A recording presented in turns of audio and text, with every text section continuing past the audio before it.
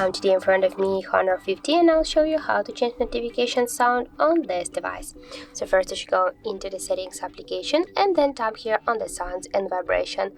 Now just here click to the notification tone and just to change your current notification tone to another one, just by this way you can select one for this.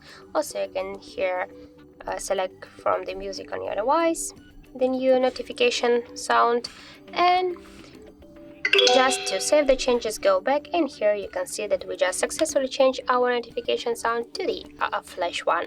So that's it, that's how it looks. Thank you guys for watching, and if you find this video helpful, don't forget to leave a like, comment and to subscribe our channel.